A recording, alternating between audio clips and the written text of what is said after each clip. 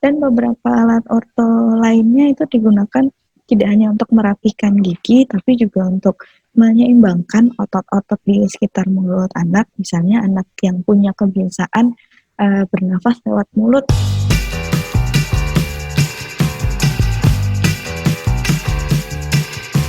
Nah, ketika gigi ini telat dicabut katakanlah, kemudian menjadi gigi yang tumbuhnya, gigi dewasanya tumbuhnya salah tempat seperti itu.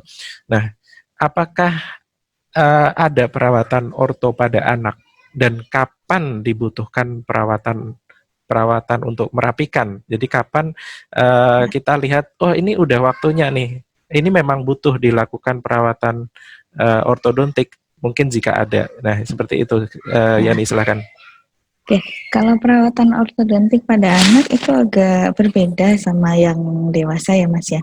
Mungkin kalau di channel ini Dokter Susan sudah sering mengisi ya tentang perawatan ortodontik ya, dan kadang orang tua taunya bahwa perawatan orto itu adalah behel gitu. Tapi tidak selalu perawatan ortodontik behel terutama pada anak gitu. Karena justru yang banyak kita digunakan di usia anak tumbuh kembang itu adalah alat-alat yang sifatnya lepasan ya.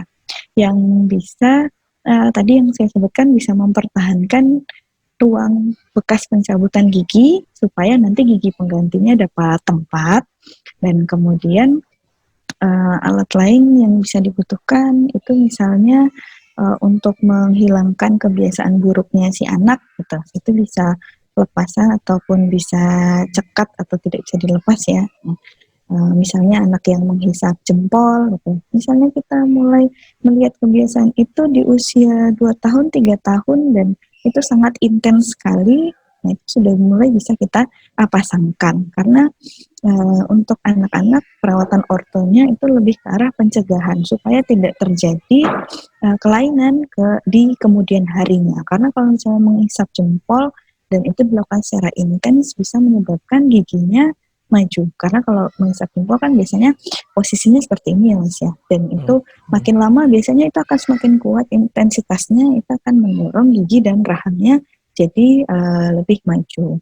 Nah, kemudian untuk yang salah tempat tadi, misalnya giginya tumbuhnya lebih di belakang atau lebih di depan dari gigi yang seharusnya. Nah, kita biasanya putuskan untuk penggunaan alat orto yang lepasan, itu kalau misalnya memang mahkota giginya itu sudah tumbuh sempurna. Kalau di gambar tadi kan masih sedikit sekali ya, itu masih belum perlu untuk penggunaan alat orto.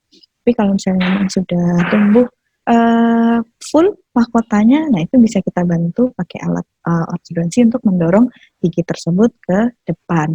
Dan beberapa alat orto lainnya itu digunakan tidak hanya untuk merapikan gigi, tapi juga untuk menyeimbangkan otot-otot di sekitar mulut anak. Misalnya anak yang punya kebiasaan bernafas lewat mulut, itu bisa dicek mungkin sama ibu-ibu di rumah kalau anaknya dalam kondisi normal gitu ya, maksudnya lagi belajar atau kalau lagi nonton TV ini saya agak sanksi sih karena biasanya anak-anak kalau nonton TV suka ngawuh memang ya Mas ya, tanpa sadar gitu ya.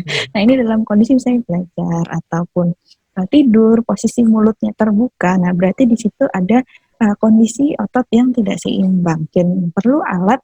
Ya mungkin gambarannya seperti alat yang digunakan oleh petinju gitu ya, diletakkan di dalam mulut, dan itu seperti memaksa si anak untuk memposisikan bibirnya secara benar sehingga melatih ototnya supaya bisa normal. Karena tadi yang kita sempat sebut di awal bahwa otot, gigi, dan tulang rahang itu bersinergi untuk menciptakan pertumbuhan yang optimal. Karena kalau salah satu terganggu, nanti bisa akan mengganggu yang lainnya.